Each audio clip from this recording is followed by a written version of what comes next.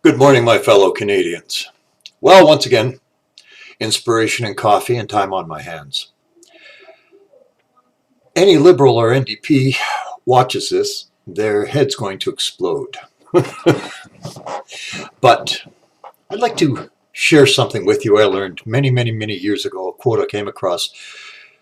The beginning of true wisdom is when you finally come to terms with your ignorance. Now, I'm not using ignorance in the pejorative sense, ignorance as in I don't know. In the sum of human knowledge, there's so much to learn.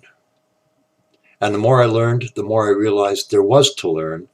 And I was humbled because I realized that where in youthful arrogance I thought I was all that in a bag of chips, I came to realize that there was so much I didn't know. And to be fair, so much I didn't have to know. Like, if I was questioned about quantum physics or quantum mechanics, if someone came up to me on the street and said, "What do you think of the latest advances in quantum mechanics?" I'd say, "I don't know the first thing about it. I'm not qualified or capable of making an informed opinion or saying anything with any degree of knowledge." And I just say, honestly, I don't know anything about it. Have no clue. I bring this up because I watched an interview by a man named Andrew Says, downtown Toronto, regarding Trudeau's firearms ban. And one gentleman in particular, now, of course, downtown Toronto, you're going to get a lot of people, quite honestly, urbanites, don't have a clue about firearms. One gentleman in particular, he had in the first interview what the gentleman was saying, and then he did a second where he expanded the clip where he had edited in the overview. He did an expanded clip of this one gentleman.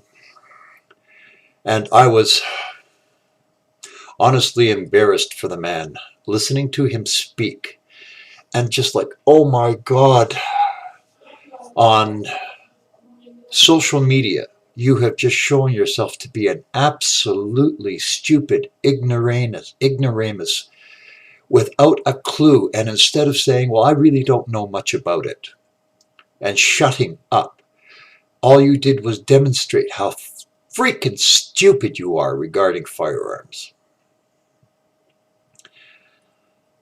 It was also interesting in this interview, and I urge you, watch it. The Rebel Media, Andrew Says, talking to Yonge and Dundas Square in Toronto, talking to urbanites.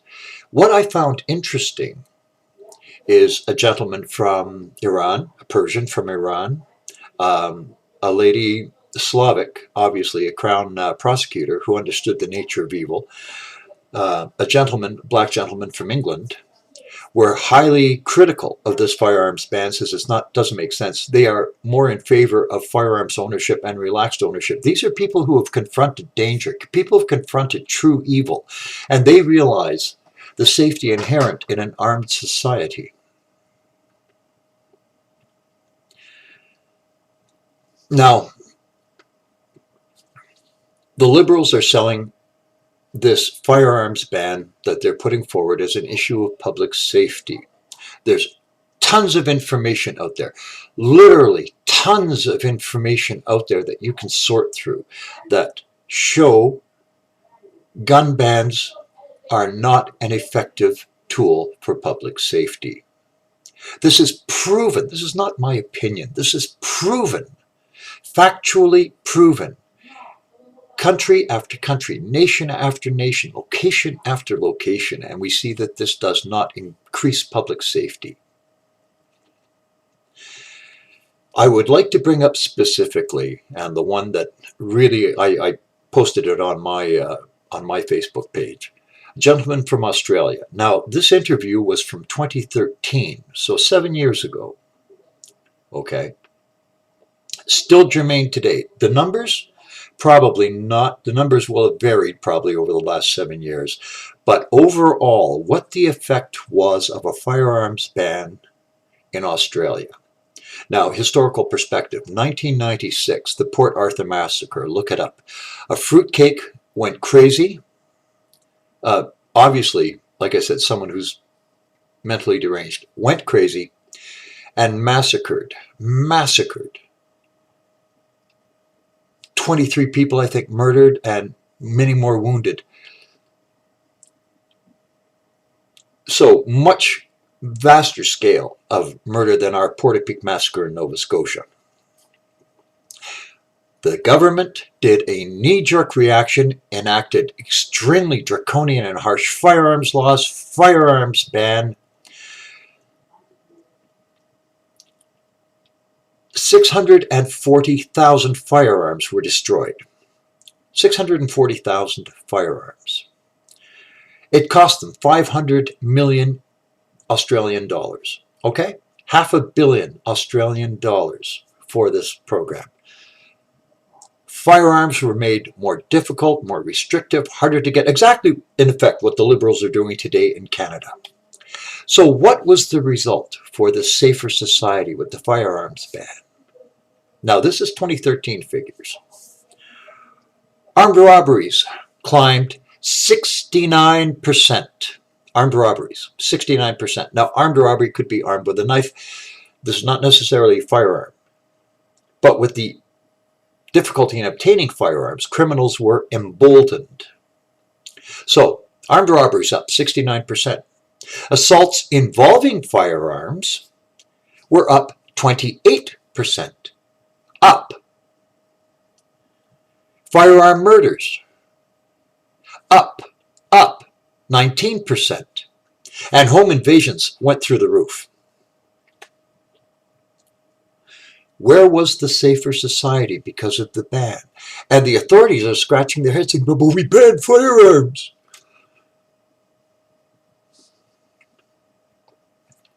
Australia is an island nation. Unlike Canada, the longest undefended border in the world with the United States of America, with one of the most prolific firearms manufacturers in the world, the United States of America. Over 9,000 kilometers of shared border. And how can anybody, any logical, rational, reasonable person assume that a firearms ban, a piece of paper, will stop the illicit traffic of firearms, the availability of firearms? There is no logic to this. There is no fact to this. I spout off on things based on personal knowledge, based on fact. If it's an opinion, I will state it's an opinion, in my opinion. But based on fact, not fantasy, not wishful thinking, based on fact.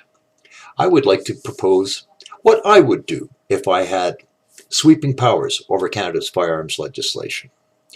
This is going to make Liberals and NDP's heads explode. But this is based on fact. I would scrap C-68 and C-71 completely. I would take the RCMP out of the decision-making process completely. I would have a panel composed of firearms experts with no agenda, who would give unvarnished, unbiased, factual-based evidence regarding firearms and make my decisions based on that. Hard, cold statistics, base my decisions made on that. One of the things I would do, now the firearm safety courses, absolutely. That would be a requirement to get a firearms license. I have no problem at all with the RPALs and the PAL current licensing system, nor even with the monitoring system run through CPIC, the daily monitoring of firearms owners. I would scrap magazine capacity restrictions. It does nothing for public safety. Okay? If I have a Beretta with a 16-round magazine, fine. Not a problem. If I have an RPK or an RPD semi-automatic with a 30-round magazine, no problem. The other thing I would get rid of is the categories. Prohibited, restricted. Restricted, yes. Registered, so that there is a registry on restricted firearms, there would be two categories, non-restricted and restricted. There would be no prohibited firearms. Prohibited firearms, or what is classed as prohibited firearms, have almost never been used in crime in Canada, are mostly unavailable to the criminal element, and are of great interest to collectors, historical reenactors. I will tell you some of my own background. As a soldier, the Canadian government said I was qualified and trained in the use of fully automatic weapons. My sidearm was the two sidearms, my issue sidearms from my particular field. I carried a Browning 9mm high-power pistol, 13-round magazine capacity, and I had a Sterling submachine gun, fully automatic, 30-round magazine capacity. I was trained in the use and shooting thereof.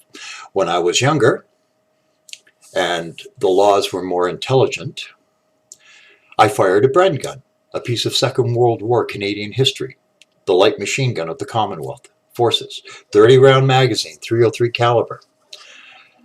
I fired a German MG-34, Second World War light machine gun, belt-fed light machine gun, fully automatic, at a range, military range.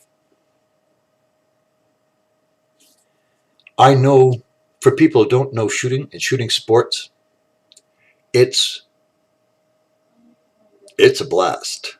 It's a lot of fun for shooters. Some people like climbing mountains. I don't like heights. You like to climb mountains. It's a thrill for you. Fill your boots. You're not harming me. People who like fast cars, you want to go to Mosport, go on the track when they allow civilians, or on a high-speed driving course, fill your boots, if that's what you like. You're not harming anybody.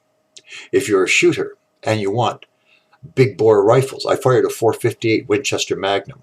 Boy, does that rock your world. Would I want one? No, I don't need one. But to have fired one and to have the ability to fire one, the right to fire one, absolutely.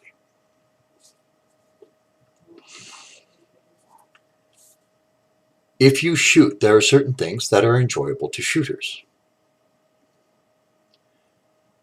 To inhibit this, for the sake of optics, not fact, optics and opinion, not fact, to inhibit these things or restrict these things or demonize people who do these things with no facts to back them up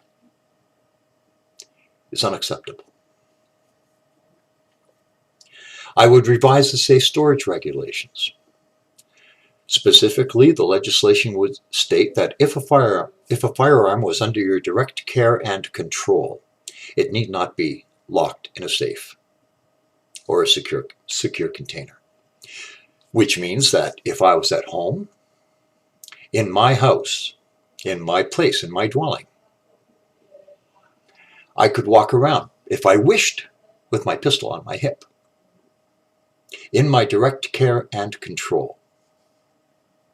So if I was living in a rural environment, there was a crime problem in that rural environment, I could have a firearm ready to hand.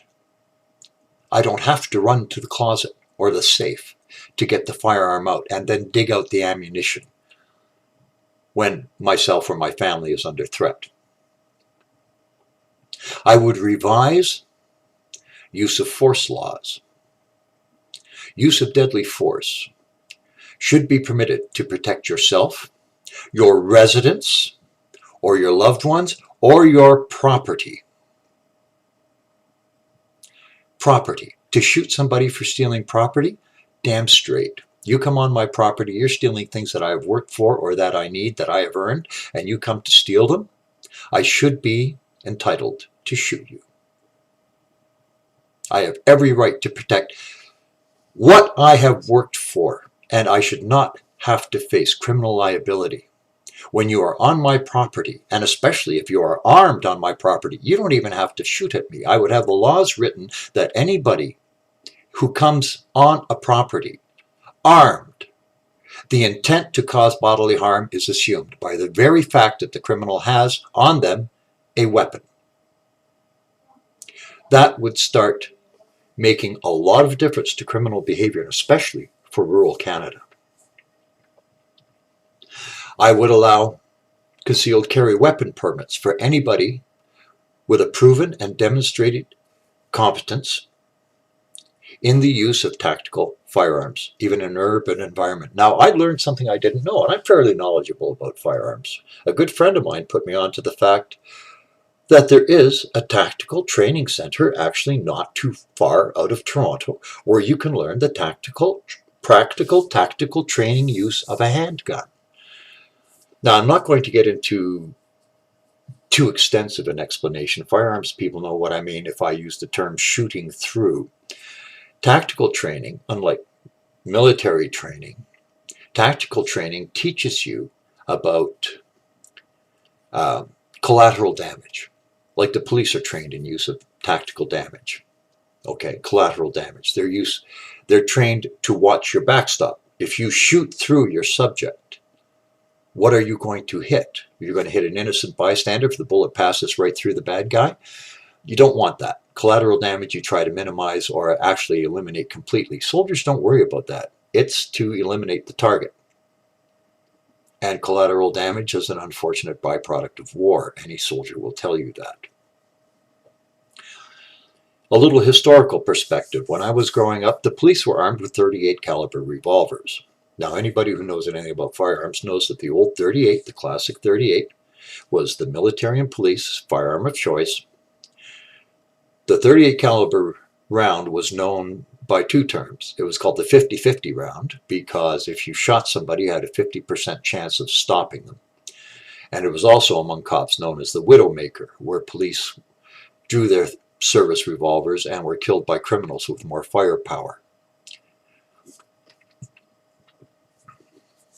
We live in a world, and I wish, oh my God, I wished we lived in Liberal land or NDP land, in this fairy tale world where violence was minimal or non-existent, where the need or the ability to defend yourself was a non-issue, where people were peaceful, where we were a peaceful society. We don't. I've seen the harder side of life, and I know what's out there. I've met people who will cause me harm, not because I did anything to them, but because they can. I could go on, boy, I could tell you stories. We do not live in a peaceful society. Overall, yes. Most people, urbanites particularly, very few people in Canada are ever exposed to mindless violence. And thank God for it. Overall, we are a peaceful society. But there is an element out there that will steal from you, that will hurt you, that will rob you, that will rape you, and that will murder you. Not because you did anything to them, not because you've warranted it, but just because they can. What deters criminals from criminal behavior? Australia is the perfect example. Criminals do not want to get hurt. In the Cold War, we never had a Cold War because of the MAD doctrine, mutually assured destruction. If you attack me, you will not survive. In a smaller sense, this is exactly what deters criminals in an armed society. The knowledge that you potentially can lose your life if you attempt to rob this person, if you attempt a home invasion. You can die. They don't want that. I don't know if this is an armed household. I'm not going to try a home invasion. An armed society is a free society, free from tyranny from its own government, and safer from assault by the criminal element. This is fact, not fantasy, not belief, not opinion. These are facts. Jack Wilson, the latest example that I know of, anybody who remembers that, a gunman went into a church in the United States, pulled a shotgun out from under his coat. He fired twice before an armed congregant shot him and killed him. I believe it was 6 seconds. 6 seconds from start to finish, from the time he started shooting to the time he was shot and killed. What would the police response have been? 10 minutes? 6 minutes? 7 minutes? Considering he shot 2 people in less than 6 seconds, how many people could he have shot before the authorities showed up? Fact. Fact. The states with the most relaxed carry laws have the lowest murder rates. Fact. Chicago has a handgun ban. No handguns in the city. Fact. Their murder rate, look it up yourself. Handgun murder rate. Fact. You want a safer society? Give the responsible citizens of Canada more freedom of choice in how they will defend themselves. Because disarming a society will not make you safer. It did not make you safer in Australia. It did not make you safer in England. It did not make you safer in Iran. It did not make you safer in Nazi Germany. It certainly did not make you safer in communist China or in the Soviet Union. The myth of less firearms equals less firearms crime has been disproven, totally disproven and debunked, again, by fact. Not fudged numbers, not statistics. Fact. What I find most distressing is that the anti-firearms groups use flawed studies, skewed statistics, and out lies to push their agenda, just like the Liberal government, exactly like the Liberal government. When these decisions, which affect the lives of people, should be made based solely on fact and practicality. So, contrary to the Liberal claims that the firearms ban they're enacting with C-71 will make Canada safer, all of the fact-based evidence shows that it will have the opposite effect, and our society and our citizens will be at greater risk, and we will not be safer. Anybody who doesn't like this video, you have your opinion. If you have an intelligent rebuttal, I'd be glad to hear it. If you don't, if you approve, pass it on. We have the right to live in a safer society. The good people of this country have the right to live in a safer society. Something the Liberals don't understand, because what they propose as creating a safer society will not create a safer society. Canadians will die. Good people, good citizens will die. I predict that, and I bet you if I did this post a year from now, reposted it, if I'm still around, you would find that my words were actually prophetic and factual. So thank you for watching. Have a good day. Stay safe and be well.